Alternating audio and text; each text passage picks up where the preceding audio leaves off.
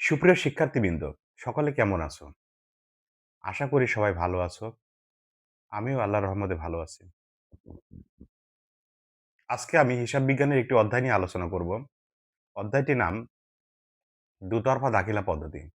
দুতরফা দাখিলা পদ্ধতিতে প্রত্যেকটি লেনদেনকে ২ টি সত্তা হিসেবে বিবেচনা করা হয়।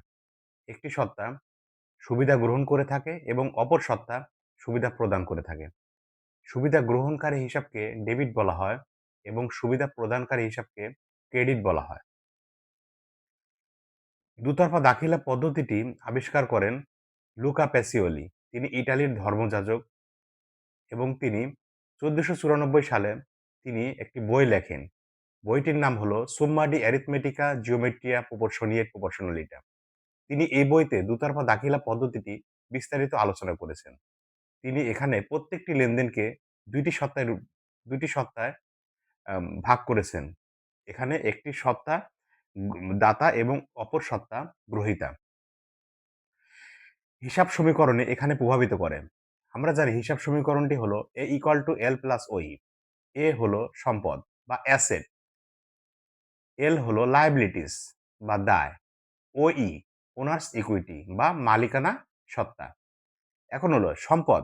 সম্পদের মধ্যে আছে হাতে নগদ, দেনাদার, ব্যাংক জমা, নগদ টাকা, দালান কোঠা, আসবাবপত্র, অফিস সরঞ্জাম, টিভি, ফ্রিজ সবকিছু অফিস সরঞ্জাম, অগ্রিম খরচাবলী, যন্ত্রপাতি, কলকব্জা যেসব জিনিসগুলা ১ বছরের বেশি কাল সময় প্রতিষ্ঠানকে সেবা দিয়ে থাকে, সেগুলোই হলো সম্পদ। এবং দায়, দায়ের মধ্যে আছে পাওনাদার, ব্যাংক জমাতিরিক্ত, ঋণ, বকেয়া খরচাবলী এগুলো হলো দায়। এবং মালিকানা সত্তা, মালিকানা সত্তার মধ্যে ৪ টি উপকরণ রয়েছে। একটি হলো মূলধন, আয়, ব্যয় এবং উত্তোলন। মূলধন এবং আয় এই ২ টা মালিকানা সত্তাকে বাড়াইয়া দেয় এবং ব্যয় এবং উত্তোলন এই ২ টা মালিকানা সত্তাকে কমায় দেয়। তাহলে আমরা বুঝলাম কি যে মালিকানা সত্তাকে ২ টি উপকরণ, মালিকানা সত্তার ২ টি উপাদান বা উপকরণ কি করে মালিকানা সত্তাকে বাড়ায় দেয় এবং ২ টা মালিকানা সত্তাকে কমায় দেয়। তাহলে এখন আমাদের এখন আমাদের বিচার বিশ্লেষণ করতে হবে যে সম্পদ বাড়লে কি হয়? সম্পদ বাড়লে হয় ডেবিট এবং কমলে হয় ক্রেডিট। তারপরে আয় বাড়লে হয় কি? আয় বাড়লে হয় ক্রেডিট, আয় কমলে হয় ডেবিট। দায় বাড়লে ক্রেডিট, কমলে ডেবিট। তেমনিভাবে মালিকানা সত্ত্ব বাড়লে ক্রেডিট এবং কমলে ডেবিট।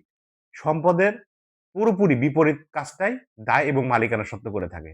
সম্পদ যেখানে বাড়লে ডেবিট হয় এবং দায় এবং মালিকানা সত্ত্ব এই ২ টা বাড়লে ক্রেডিট হয়। আমাদের এই বিষয়টা খুবই মনোযোগ সহকারে এবং মনের মধ্যে গেঁথে রাখতে হবে। কেননা এই সমীকরণের উপর ভিত্তি করেই পুরো হিসাব বিজ্ঞানের স্ট্রাকচার বা কাঠামোটা দাঁড়ায় আছে।